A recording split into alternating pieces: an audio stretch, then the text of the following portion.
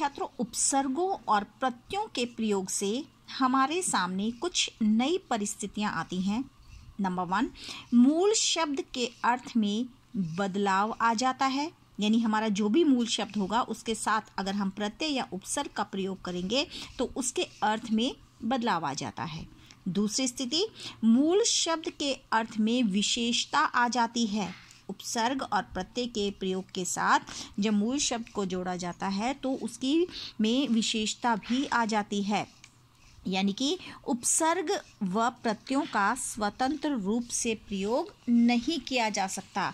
तो छात्रों ध्यान रखो कि जो उपसर्ग और प्रत्यय होते हैं उनको हम स्वतंत्र रूप से प्रयोग नहीं कर सकते, क्योंकि वो एक शब्दांश होते हैं, यानी शब्द का केवल एक अंश होते हैं, शब्द नहीं होते।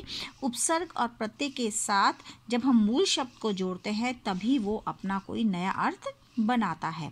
तो आगे देखिए छात्रों, नए शब्दों की रचना के लिए मूल शब्द के अंत में कुछ शब्दांश जोड़ दिए जाते हैं जिन्हें हम प्रत्यय कहते हैं। जब हम आगे जोड़ते हैं तो उपसर्ग होते हैं, पीछे जोड़ते हैं तो प्रत्यय होते हैं। अर्थात अब व्याकरण की भाषा के अनुसार जो शब्दांश मूल शब्द के अंत में जुड़कर नए शब्दों का निर्माण करते हैं उन्हें प्रत्यय कहते हैं। तो छात्रों उदाहरण देखिए, मानव, मानव हमारा यहाँ पे मूल शब्द है, इसके साथ हमने ता प्रत्यय जोड़ा तो हमारा नया शब्द क्या बन गया? मानवता।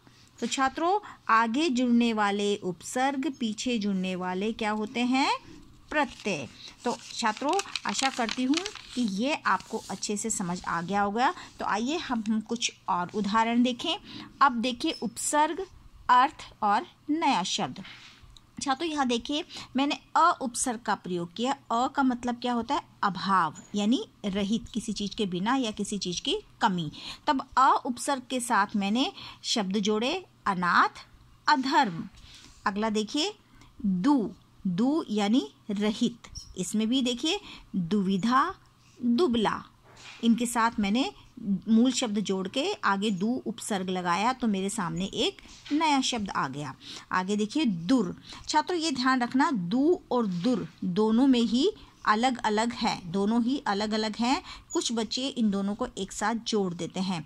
और एक बात और ध्यान रखना छात्रों, दुर, दुर के नीचे जब र के नीचे हलंत आएगा तो इट मीन्स हमारा ये जो र है ये मात्रा का रूप ले लेगा जब हम इसको किसी मूल शब्द के साथ जोड़ेंगे। दुर यानी बुरा, कठिन, दुर्बल, दुर्गुण।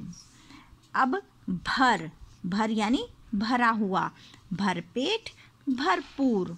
आगे देखिए खुश यानी प्रसन्न, खुश दिल, खुशबू। तो छात्रों ये तो हो गए हमारे उपसर्ग के उदाहरण। अब देखिए कुछ हम प्रत्यय के उदाहरण भी देख ले। मूल शब्द, प्रत्यय, नया शब्द। तो छात्रों देखिए मूल शब्द हमारा है बन। अब मैंने इसमें आवट प्रत्यय का प्रयोग किया तो मेरा शब्द बन गया बनावट। उड़, उड़ के साथ मैंने आन प्रत्यय का प्रयोग किया तो मेरा शब्द बन गया उड़ान। उड़ प्लस आन, उड़ान। इसी तरह से बोल, मूल शब्द, कर मेरा प्रत्यय हो गया तो क्या बन गया शब्द? बोल कर। इसी तरह से पी उपसर्ग हो गया, सॉरी प्रत्यय हो गया हमारा आस तो बन गया प्यास। लेख मूल शब्द, नी प्रत्यय तो बन गया लेखनी।